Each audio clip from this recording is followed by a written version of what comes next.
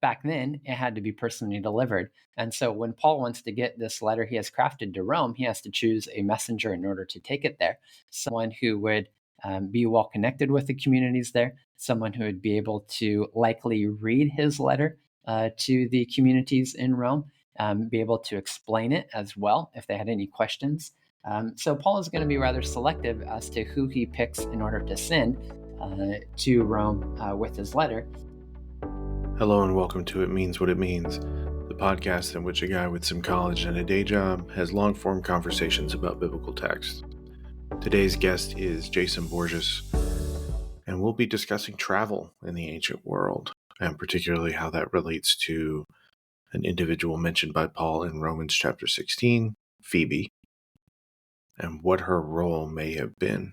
And this is a pretty interesting thesis, and we get into some stuff that is a helpful explainer, I think, or a primer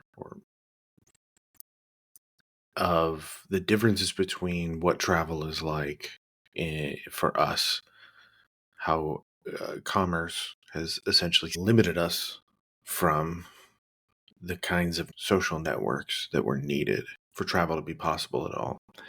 As always, if you want to reach out to me for any reason, guest suggestions, feedback, if you have a recipe that you want to share with me, hit me up at itmeanswhatitmeans@gmail.com. All one word, itmeanswhatitmeans@gmail.com. Without further ado, here's my conversation with Jason Borges.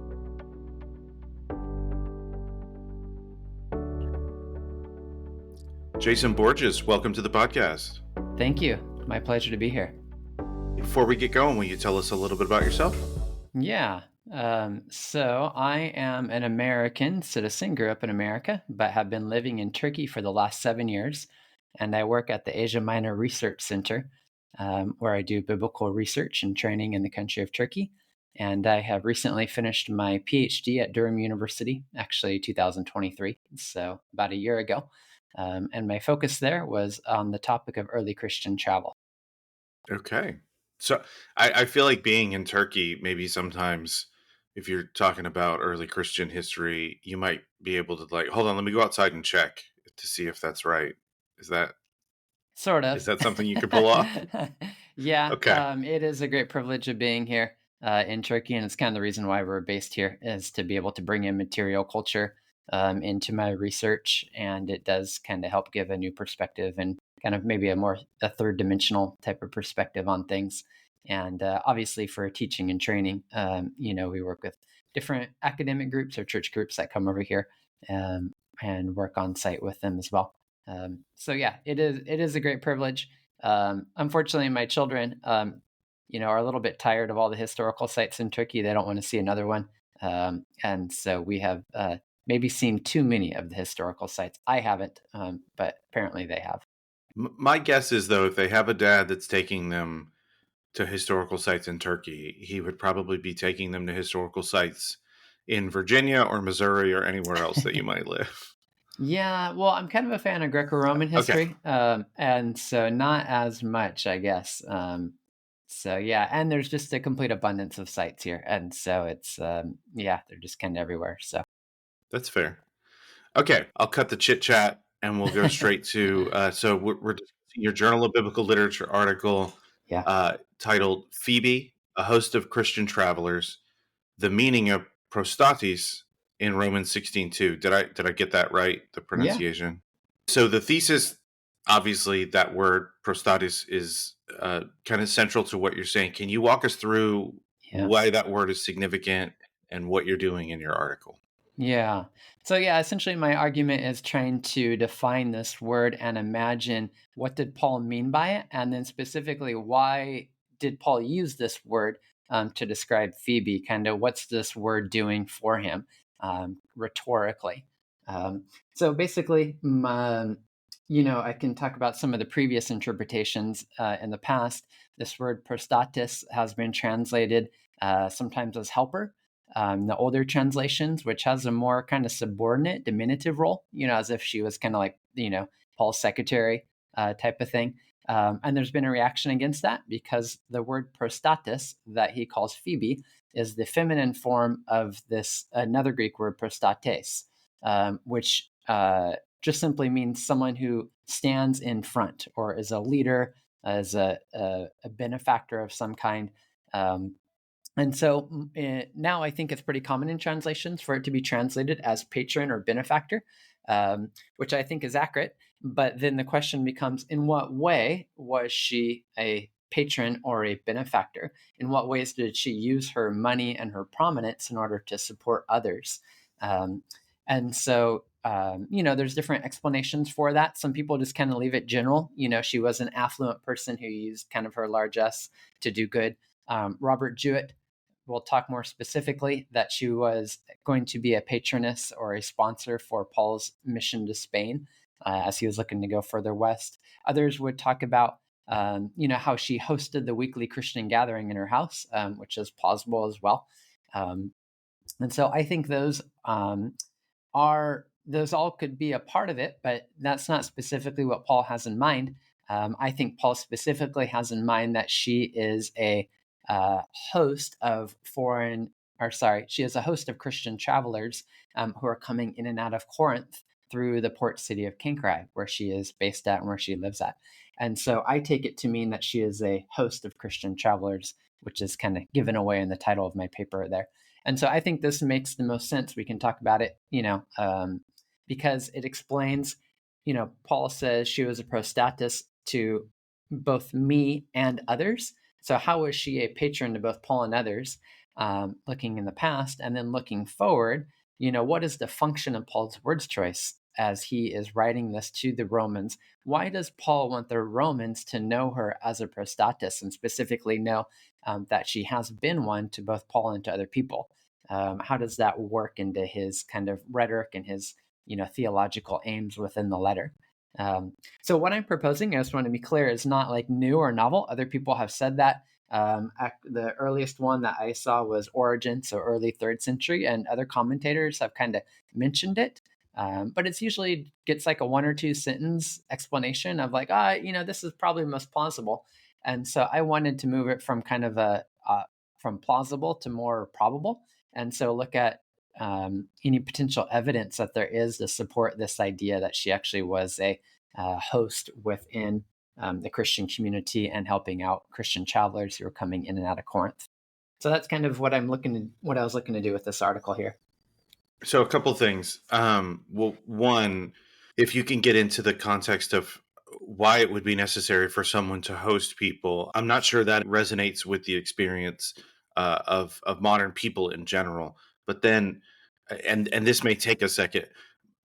I think my personal understanding of patronage in antiquity in the Roman world, it's kind of stuck with like the patronage and power John Chow model, which I wonder if it's outdated. So just real quick for listeners, that idea was, you have a patron and they provide material support for their clients, and their clients provide whatever, whether it's, political support or something else. And that goes on and on and on in layers from the emperor all the way down. Are we looking at something that's kind of like that, or is it a little bit more fluid? So, and I can try to condense that if you need me to. Yeah, no, that's good. Yeah, so 2 parts. Let me take the first part. You're absolutely right in stating that we modern people have a hard time understanding the need for such hospitality when we travel. And the reason why is because, for example, if you're going to go, say you're going to Rome, the same destination as Phoebe, what you would probably do is go to Airbnb.com and look at some places, or maybe look at Google Maps to try to get some hotels there. So all this information and access is available to you online for you to be able to find something. You're going to carry your passport in order to establish your identity as to who you are. You're going to take your credit card in order to, purchase the goods and the services that you need. Well, all of these forms of technology, the internet, the passport, the credit cards, what they do is they abstract away out problems and they remove all the friction of travel. So whenever you leave your house in your immediate community where your needs are typically met, and you're dislocated from your community, you're going to have certain needs met. And so through modern technology, those needs get met pretty easily. Whereas in the first century, they didn't have those sort of resources. So when a person left their polis, when they left their town or community, where they were known and protected and had resources to for sustenance, they had to find another social network in order to meet those needs, in order to be to be fed and be protected and to be housed essentially. And so there were not hotels. There kind of were hotels in the ancient world, but they were brothels. Nobody wanted to stay at them. They were very dirty and disgusting. And so even the pagans, Christians, Jews all kind of looked down upon them. And so it's always the preference of people to stay with people that you knew, not simply because they had a nice, you get a better bed and a better meal that way, but they actually provided coverage and protection, identity. If you had any issues or problems, they would say, hey, this is my friend Jared. I vouch for him. Therefore, he is kind of one of us. Don't treat him as an outsider, to kind of, to explain that in more contemporary terms. So, hence the importance of having host or the function of hospitality to create to ease out to remove all the friction and the difficulties of travel in the ancient world. And this becomes very important within the Christian community because you have, or within the broader Christian church in the first and second century, because you have all these communities that are spread out across the Mediterranean and they're, interacting with one another. They're sending letters, they're sending funds to one another, they're passing on news and helping one another. And in order for all of this movement to happen, you're going to have local hosts in these different communities who would be able to host people, which I think involves kind of a twofold element. One, providing a housing for them, what we typically think of hospitality, but then also there's kind of a legal advocacy to it as well. I should say communal advocacy as well, where they come under your social persona and therefore they're protected and can function within this new community that they're in. So does that kind of answer the first question about how the need for hospitality and host in the ancient world? Absolutely. So there's that. And then you bring up patronage. What is patronage? That's $1 million question. There's all kinds of squabbles and debates over it. The simple answer is that patronage is a reciprocal relationship among two unequal people. So you have somebody who's more prominent, who has resources, and then you have clients who have needs. And so the patron is someone who gives to the clients. And because the relationship is reciprocal, the client cannot repay financially to the or in kind back to the patron. So what they do is they repay socially. So they give honor and respect and loyalty or votes to their patron. And so it's essentially a way for elites to convert their wealth or their financial capital into social capital, honor, prestige, reputation. So this can take many different forms. In the Roman world, the Latin word patronus meant more of a legal advocate. Whenever you had some sort of problem or issue in the community, you went to somebody who had kind of political or legal connections. And so you had your patronus who, could advocate on your behalf. And every day the clients would show up at the door of the patron and kind of sing praises to him and do his bidding. And whenever the patron walked around town, all the clients had to, follow along in their entourage. Within the Greek East, they used a different word called euergetes, or we often call it euergetism, translated as benefaction. And so in these contexts, the patronage or the expression of this was not so much personal, but public. And so this is where wealthy elites used their money in order to build monumental buildings on behalf of the community, or they would use their money in order to finance kind of large scale events, say processions, religious processions, or political events or holiday celebrations in which animals were sacrificed and everyone got to eat and celebrate, and everyone benefited from that. So those are two common ways at the large scale of how patronage and benefaction work. But we need to understand the ancient world that there were small scale patronage relationships up and down society. So even someone who wasn't, at the top of the totem pole, more in the middle, just to speak roughly, still had people that they were responsible for, and still had people looking up to them for help and for patronage and for benefaction. And so this can take the form of, hospitality, of, paying for medical bills, for helping out in a legal situation, whatever it may be. And so the idea of patronage, there is the official, or I guess formal position of being a patron or being called a euergetes, but it's also just an abstract idea that gets applied all throughout society in a variety of relationships. And so one of these, I think, is hospitality as well. So one type of patronage is hospitality. So that's why throughout the paper, I call Phoebe a host patron. I know it's kind of a made up word, but trying to get at this idea of the way in which she functioned as a prestatus. I mean, all words are made up, so go nuts.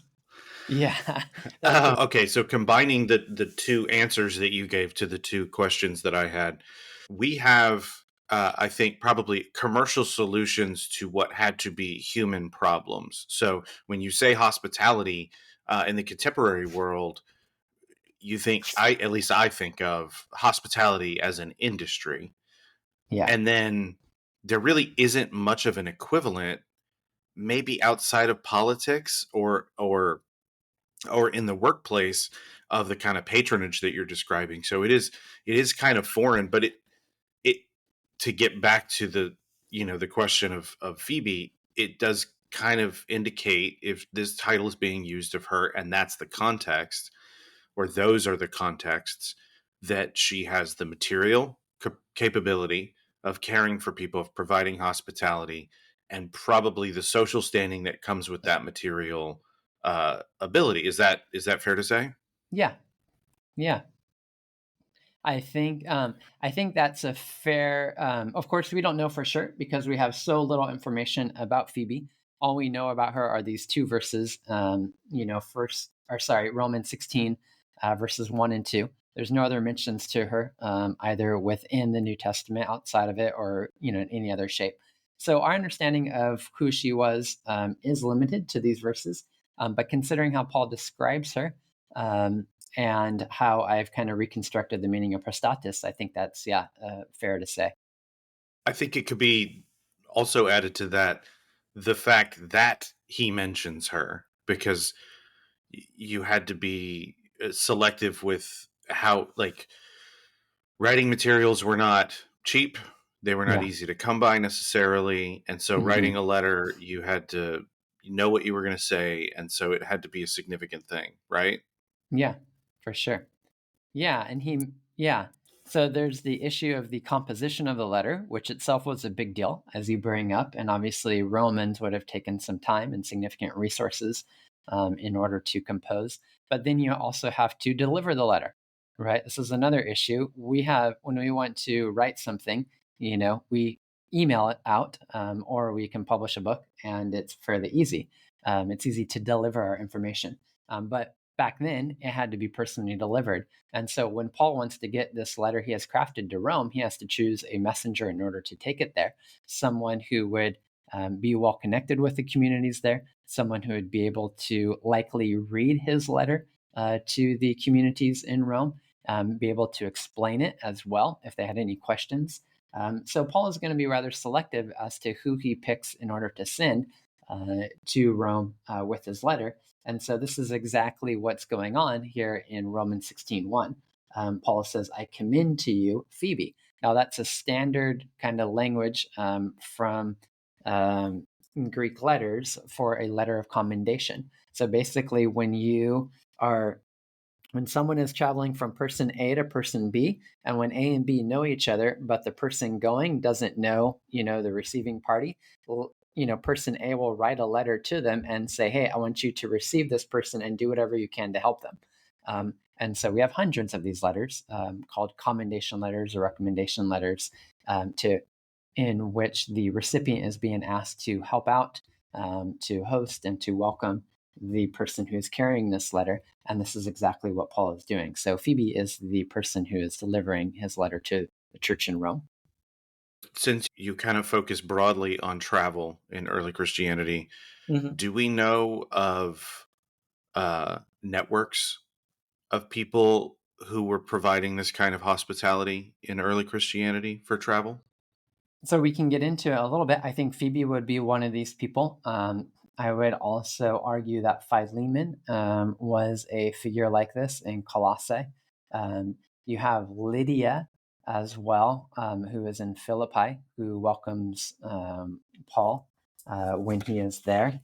And so, what's interesting is that in a proselytological survey in the New Testament, Edwin Judge identified up to 40 people who were function as prominent hosts within the community. It's interesting, a lot of them are female as well.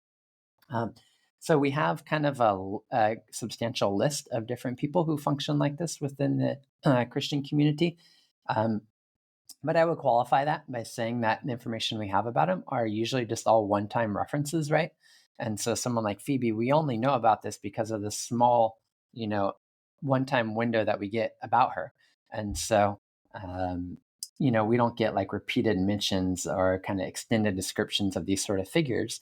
And I think, much more the emphasis on early Christian literature is actually upon the itinerant, the person who is traveling, right? So we know a lot about Timothy or Titus or Paul, these people who are going around and proclaiming the good news and ministering in these regions.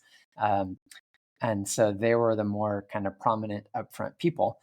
They were also the ones who wrote letters. And so kind of we get their version of the story. But their ministries were entirely dependent upon hosts as well, who received them and welcomed them and provided the platform for them in order to speak. How about extra biblically? Do we know much about the context that helps? Yeah. What's really interesting, Didache, is a book that dates to the late first century.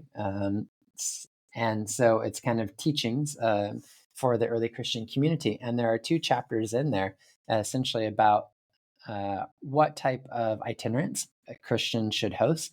And so it gives instructions to them as well. I would say 2nd and 3rd John, you have a similar situation as well. And so where this author, John, is writing to these communities in order, telling them who they should host and who they shouldn't, what type of teachers they should welcome and on what terms.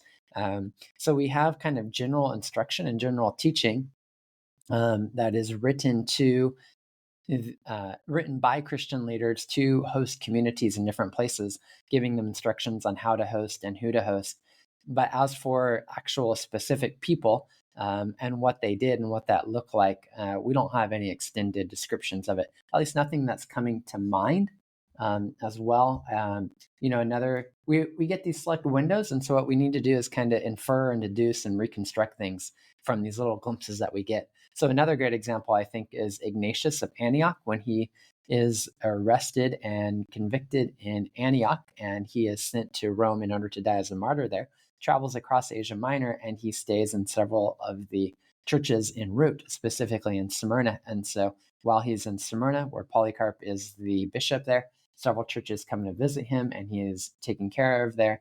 And he seems to have very favorable reception by the communities that are there, according to a letter that he writes back to the church in Smyrna. So we get these kind of glimpses, when as Christians are moving, obviously they had to have some sort of, hospitality connections in place. And so we can try to work back and infer that. And then, in my article, we can talk about this as you want, but in my article, what I try to bring up is the institution of proxenia, which is essentially the main civic institution or social institution that was employed in Greek cities in order to facilitate travel between the city-states. And so I think that provides kind of a good working model to understand how these hosts functioned and what it meant for them to welcome and to take care of travelers. I'm glad you brought that up because that actually, my questions are over here on the side. Okay. And that caught my eye. So if you want to, but it actually kind of sounds like it's most of the record is like positive Yelp reviews. Is that? I like that. Kind of, giving a shout out, 5 stars to Phoebe because, she provided, a nice clean place and left some good coffee on the counter for me, for me, Paul, and for many others type of thing. I guess so. Yeah, you could see it that way. And so it's kind of But it's Yelp reviews that are completely accidental, right? That, accidentally got preserved within the historical record. And we try to work back through this Yelp review to understand who the person was. But it even goes beyond that because it's like, now make sure there's, a nice comforter on the bed for Phoebe. It's not Yeah. just she did a good job, it's please do a good job for her, right? Yes. So yeah, that's where the whole analogy breaks down is so in the modern world, if we receive good hospitality service, our repayment, well, we pay in cash, in money, to pay off that debt. And then if it's extra good, then we leave a 5-star review. But after that, there is zero expectation of the Airbnb owner ever calling us up and say, "Hey, Jared, you stayed in my place, when you came to San Francisco.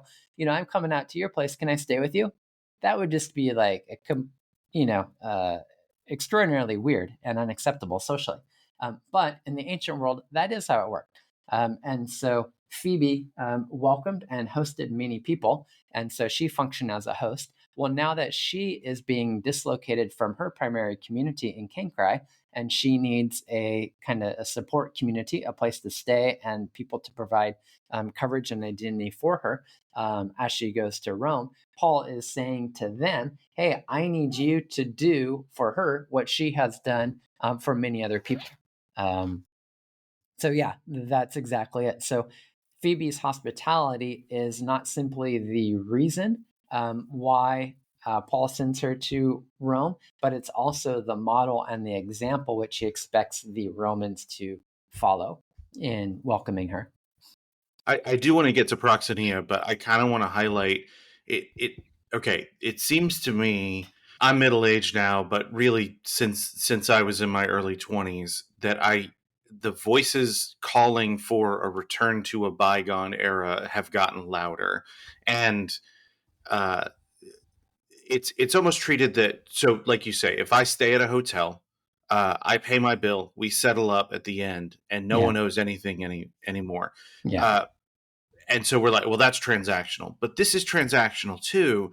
There are just more loose ends. There is no guarantee that the hospitality you pay will, or that you provide, will ever be provided to you. You may never need it.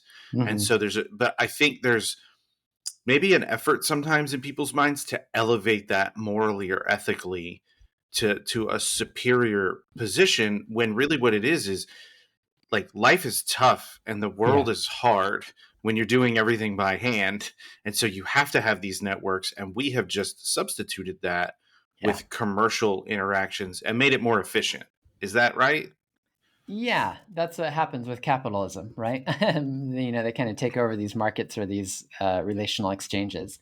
So, yeah, I think you're absolutely right in that sense. And so the relationships back then were transactional, but I would say a better word is reciprocal, right? Everyone is giving and receiving, but unlike our transactional relationships, where you give one thing or you receive one thing and you give another thing, and then that's the end of the relationship in the reciprocal relationships of the ancients, and I would even say many people in the majority world today, the relational interaction does not end after a repayment. It continues kind of indefinitely into the future. And so the initial receiving and giving is simply the beginning of a long term relationship with ongoing giving and receiving, or reciprocity. From there, can we discuss proxenia? Yeah. What is this concept? Yeah. So proxenia is this.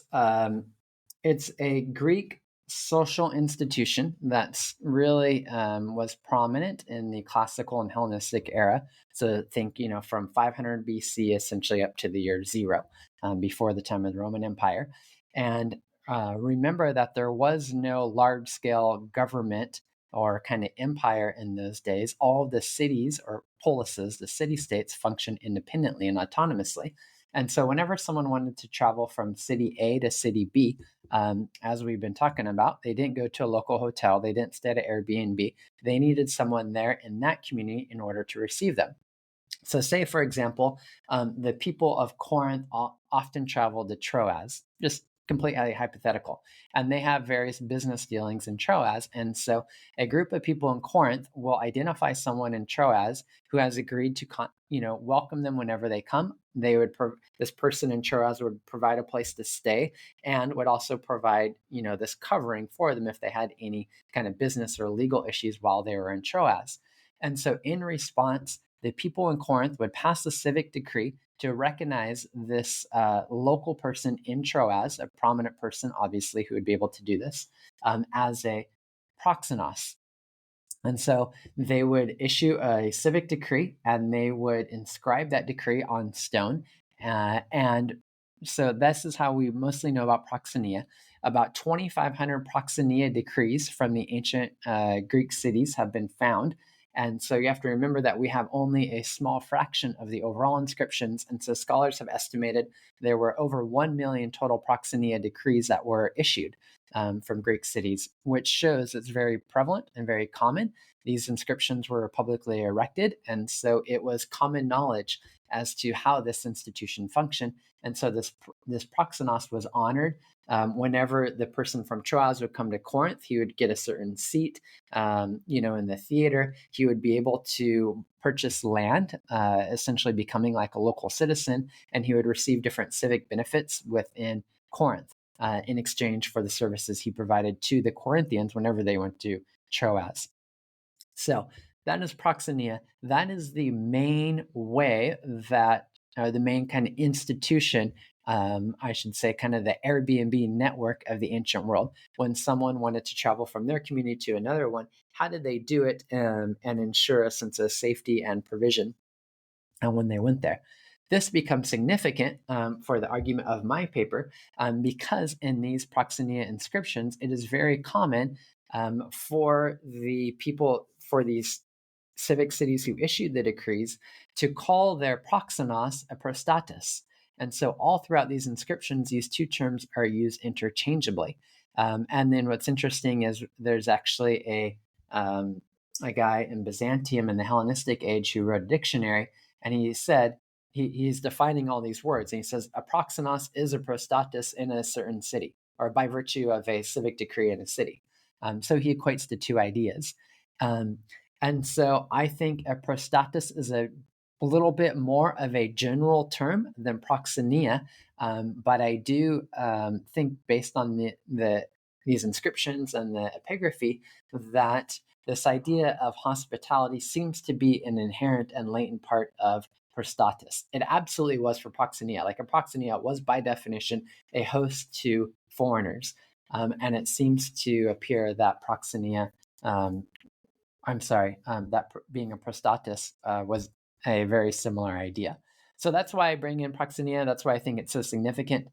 Even though, I just want to be clear, Phoebe is not called a proxenos. No one in the New Testament is called a proxenos. But I do think it was a general paradigm, or kind of a set of expectations and assumptions that structured relationships between an itinerant traveler and a local host that would have come into play for Phoebe, as she was a prostatus in Cenchreae, receiving itinerant travelers, and also when she became a traveler and went to Rome as well. So that's why I feel like it's a helpful kind of heuristic social model that can help us understand these dynamics that were at play in these interactions with Phoebe. So one is like a legal or official designation, and the other one is a little bit more informal. So the formal can encompass the informal, but the informal may not necessarily encompass the definition or understanding of the formal. Yes, and proxenos being the more formal. Usually it's formalized, but again, we can have kind of an informal expectations of the proxenia paradigm. But in general, yeah, it tends to get more formalized and official. But yeah, and then prostatus would be a little bit more general and informal term. But again, based on the inscriptions and different evidence, there is significant overlap and around the idea of hospitality, or the expectations of hospitality and provision from these figures. Something that you said, and I don't remember what it was that triggered this, but reminded me. So Paul is a diaspora Jew, right? He's from Yeah. Tarsus, and it's very likely that he he had to do some traveling even before he became a follower of Jesus, right? Probably for pilgrimage and things. Yeah, going to Israel. He studied with Gamaliel, so it seemed like he, yeah, spent some time, obviously, in Palestine, Judea area. Are the networks established for that kind of travel? Is that something that's known to us within Jewish communities throughout the diaspora world? And that's a good question. Um, it is a little bit, and it happened through the synagogue, essentially. So I'm not as much of an expert on this, but essentially, synagogues were more like community centers than what we would think of as like a religious building. And so it's where the community came together for education and also often had different rooms to accommodate fellow Jewish travelers. Um, and so we see this there's a really famous inscription from a synagogue in Jerusalem. I think it's first century CE. That describes the synagogue and all of the hospitality rooms that were rebuilt as a part of it in the dedicatory inscription. So yeah, it does appear to have happened. We don't have a lot of direct evidence for it or to know exactly kind of who is able to participate in that. And so, Paul, as part of his mission strategy, seemed to go to the synagogues and Jewish communities first. And so, was that purely a theological missional reason, or was there also just a functional reason? As he goes in these new communities, he, as a Jew, would stay with fellow Jews because they would host him and they provided an open door for him. And so, I think there is that element as well early on in his in his mission work. So I guess that was me kind of setting up this question, which is, um, do you think that the networks established within early Christianity were they making use of just a broader Greco-Roman understanding of this kind of hospitality or status hospitality? Were they, or like within the general public, was it within synagogues, or was it both or some other mixture of things? Yeah, I think yeah, it's a good question. How does travel within the Christian network compare and contrast to kind of the broader Greco-Roman role? I would say, as a whole, um, the ways in which they traveled and the relationships that were created through travel are fairly similar in terms of the kind of patterns of exchange. What is different, I would say it's kind of two things that are different. For Christians who tend to be non elites, there was a significant amount of travel. It appears as though Christians are traveling more than the typical um, Greco-Roman person. And the other thing that's significant as well is who are they receiving? And so this is always a significant thing. Usually travel was occurring through the elites. And so they would create, the word that they used for it was a friend, essentially. And so a friend in these distant locations that they'd be able to travel to. And so only people of the upper class, the elites, would have a network in place in order to facilitate their movement across space through different cities. Whereas we have here, and so the reason why, or the basis for that welcome, essentially becomes their elite status. And in order to kind of, build out your Rolodex, you welcome people, establish them, and then when time comes, you can call in favors from them. Whereas for Christians, their motive, or their who gets to participate in this travel network is based upon their kind of religious allegiance or their commitment to Christ. And so it becomes unique in that sense because how they define the community becomes different. It's no longer based on social distinction. It's not based on blood relation or ethnicity, but it is based on their profession of faith to Christ and their kind of common adherence to that. So it's, I don't know. I don't want to make this sound reductive, but I'm just going to throw it out there and you can correct Yeah. me. So it's a kind of enforcement mechanism for behavior and participation. Yeah, I wouldn't say that. I would just say it just naturally developed. Is this a reward? Is it a threat? Is it kind of a benefit of it? It just seems to be a reality that Christians, as they come to identify with one another by virtue of their common, faith in Christ, kind of start developing new family-like relationships with one another. And so they're sharing not just in hospitality, but they're sharing funds with one another. So you have Gentiles, all the way from Corinth and from Macedonia who are sending money to, Jewish Christians in Palestine. People who are, bringing money when Paul's in prison in different locations. People are sending money to help him there. And so there's an incredible amount of resources that are being transacted across space. And I think kind of the hospitality part that we've just focused in, I think, is just part of the infrastructure or the platform upon which all of that happens. I don't think Christians, set out to develop this. I think it just kind of happened as they were moving about and as it was necessary, as they were moving information and resources around. They naturally kind of this hospitality network would have naturally emerged. And I think it goes hand in hand, remember as well, that Christians met in homes for the first 300 years. And so they were not dedicated church buildings. And so what that means is that within the local community on a weekly basis, everyone would gather inside of the home of the most prominent person. And so we already see this happening, and Third John is, a vivid example of this. And so because of that, you already have in place someone who is a prominent person within the Christian community who is using their status and their resources in order to provide a space for other people. That was for the local community on a weekly basis, but that those same resources were there and were in place whenever an itinerant came into town and needed a place to stay for a week as well. And so I think there is the whole travel infrastructure is kind of piggybacking simply on, the regular gatherings that are happening, these communal meals that seem to be happening within the early church. I don't want to leave her out. So can you tell us about Junia Theodora and how she is relevant to the conversation around Phoebe? Yeah. So, for our purposes, she's actually very similar to Phoebe. She was a prominent woman who lived in Corinth in the first century, probably actually the second quarter of it. So, we're talking like the 30s, 40s, 50s. Again, similar to Phoebe. And we know about her because of an inscription that was found in the 1950s in Corinth.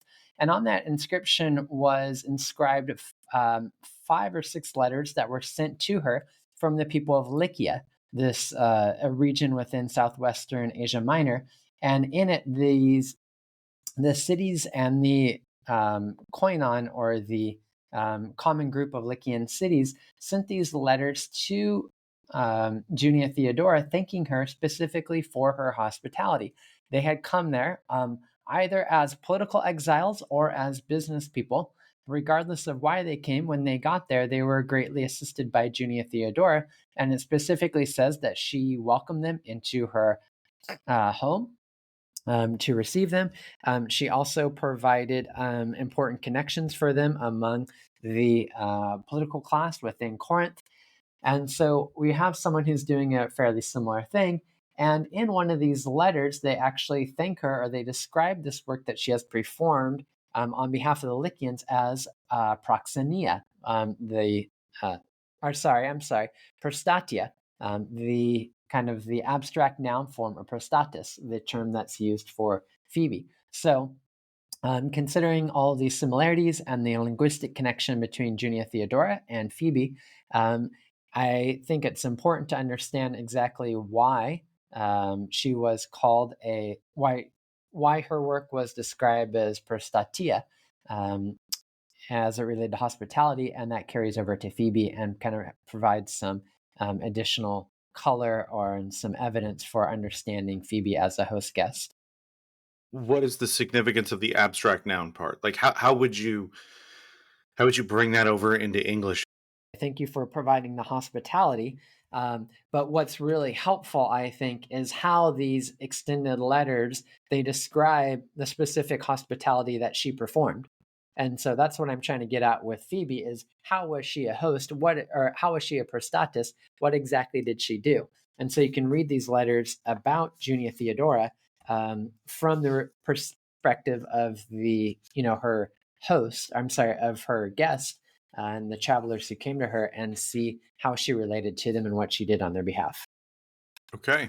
Was there anything in the article that you were hoping I was going to ask about that I didn't bring up or ask No, about? I mean, just one final thing I would say. I feel like this. So Paul says that she was a host of me and many others, and so I would say that Paul, by the time he is writing this letter from Corinth, this is actually his third trip into Corinth, and Cenchreae was the port town on the eastern side of Corinth. So whenever anyone traveled between Corinth and Ephesus, they went through Cenchreae.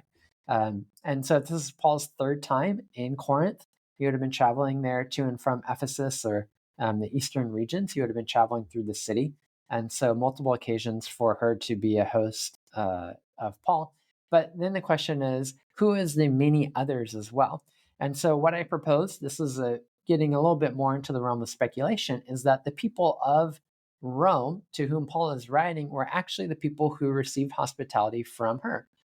When because we know that in the year 54, the Emperor Claudius kicked out Jews from the city of Rome, which would have included Jewish Christians who left Rome, and some of them would have scattered in different directions, and some of them would have come to Corinth, essentially as political exiles or refugees there, and would have been dependent upon someone in the local Christian community to welcome them and to receive them as travelers. Now, they were not traveling as itinerant teachers, but more as kind of refugees, temporary, kicked out and displaced from their home.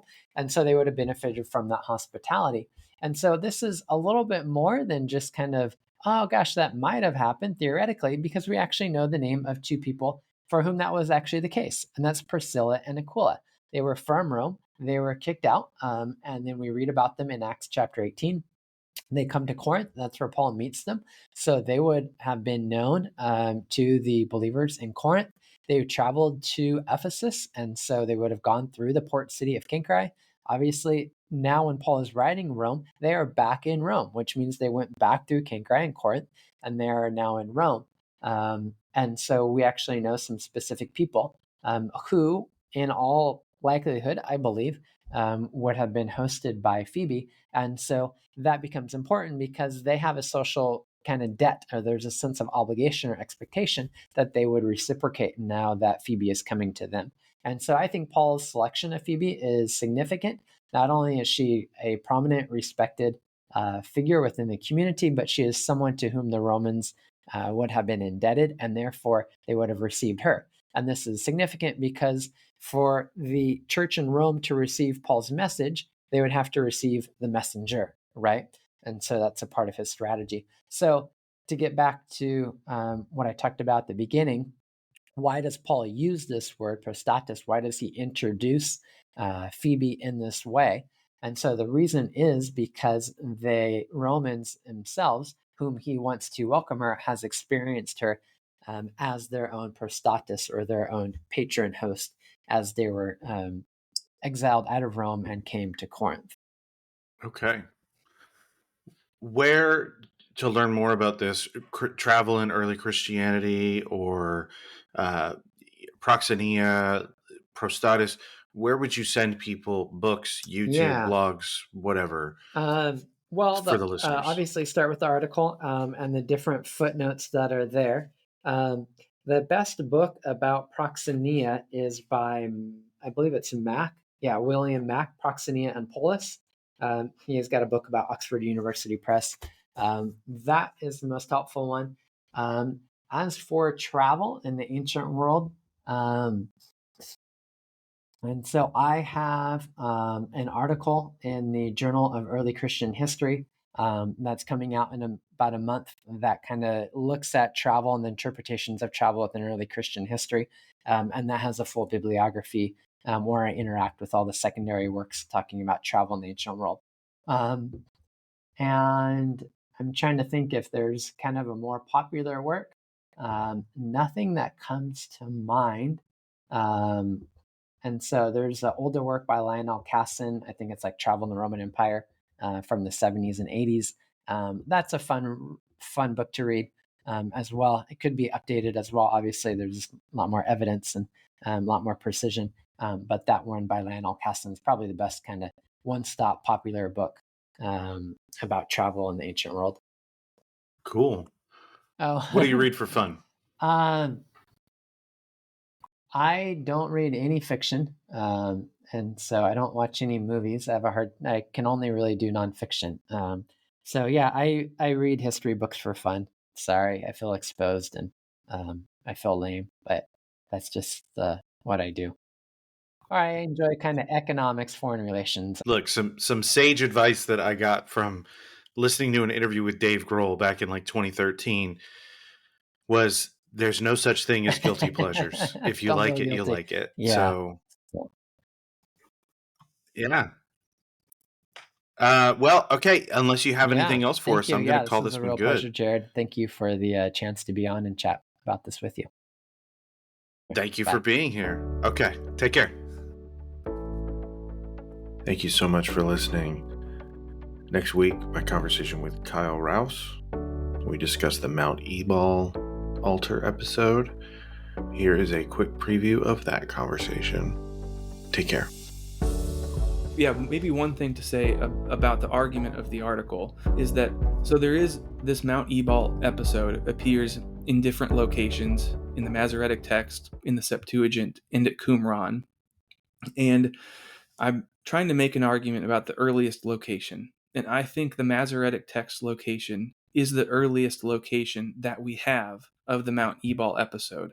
And that's because in Neo-Assyrian inscriptions, narrated conquest ends with the installation of an inscribed image. And that's how I think the Mount Ebal altar episode functions in Joshua chapter 8.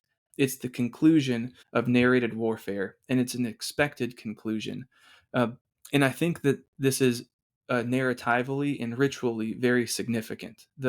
It's not just that this is a common practice and it's kind of cool that you erect an inscribed image. It does something to community dynamics, and it stands as a marker for posterity of this conquest of Yahweh, and then also the instruction that Yahweh gave to Moses. So it unifies community. It is a marker for generations to look back on for the success that Yahweh has given his people. It does other ritual things as well, but that it loses that sort of essential function in the location of the Septuagint, in the location in the Qumran text.